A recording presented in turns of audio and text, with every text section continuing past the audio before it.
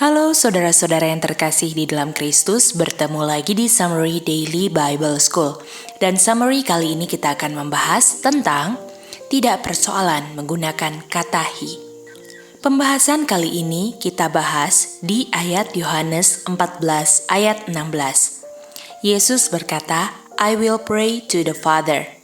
Dan he, another comforter, abide with you forever. Another comforter ini menggunakan kata ganti oknum atau menggunakan kata ganti yang pronouns-nya adalah he. Untuk orang-orang yang percaya Trinitas, kata he ini pantas atau tidak dipakainya.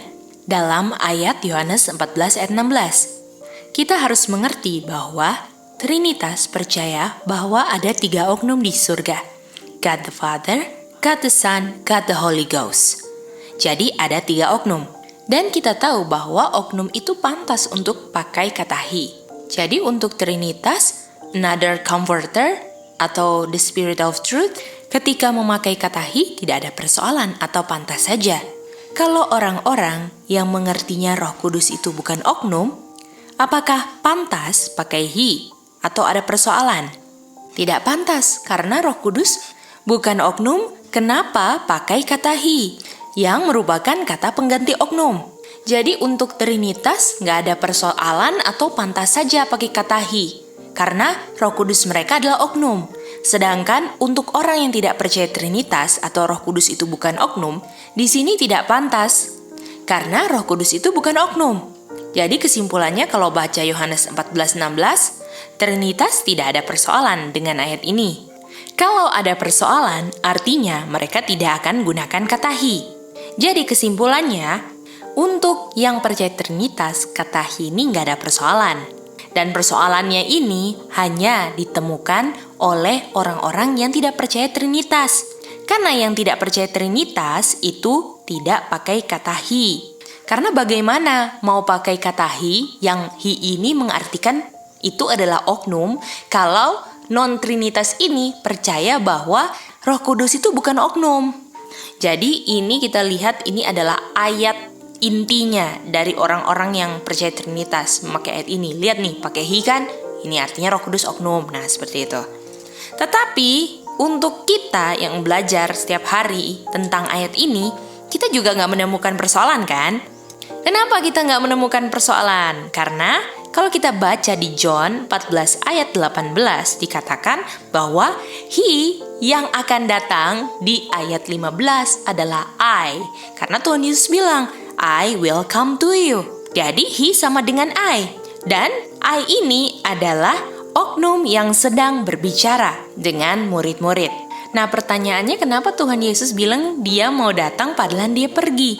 Itu menunjukkan bahwa Roh Kudus yang dikirim waktu dia pergi, Roh Kudus itu adalah he.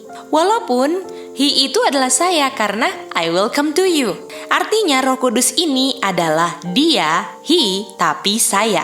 Kalau dibilang itu dia tapi saya, he tapi saya, artinya Roh Kudus itu adalah kepunyaannya Tuhan Yesus. Jadi kalau dibilang dia tapi saya, karena dia itu punya saya. Dan kalau dibilang dia adalah penghibur, artinya itu saya punya penghibur. Dan penghibur itu kalau roh, itu artinya saya punya Roh Kudus. Jadi kita bisa mengerti bahwa dia dibilang he karena itu adalah milik Tuhan Yesus. Kita tahu bahwa kepergian Tuhan Yesus ini membuat murid-murid cemas atau khawatir. Tetapi Tuhan Yesus bilang, kalau kamu pergi, kamu tidak perlu cemas. Karena saya akan tetap bersama-sama dengan kamu. Janganlah takut di saat saya pergi, karena walau saya pergi, saya selalu ada dan saya yang akan membuat kamu jadi terhibur. Jadi, waktu dibilang Roh Kudus another comforter yang digantikan dengan he, ini bicara tentang Tuhan Yesus. Karena pekerjaan menghibur itu sebelum Yesus pergi dikerjakan bukan oleh orang lain, tetapi oleh Tuhan Yesus. Sehingga untuk terhibur setelah Tuhan Yesus pergi, itu pekerjaannya hanya bisa dikerjakan oleh Tuhan Yesus. Jadi nggak ada bedanya pekerjaan untuk comfortnya. Jadi walaupun dibilang another comforter, he ini bicara Tuhan Yesus. Karena sebelum Tuhan Yesus yang kerja, Waktu pergi pun Tuhan Yesus yang comfort. Jadi kata he ini menekankan Tuhan Yesus. Karena sebelum Yesus pergi, hanya Tuhan Yesus yang bisa comfort. Dan itu berlaku setelah dia pergi. Jadi kesimpulannya, he sama dengan I. He itu menunjukkan kepemilikannya Tuhan Yesus. Bukan oknum ketiga ya.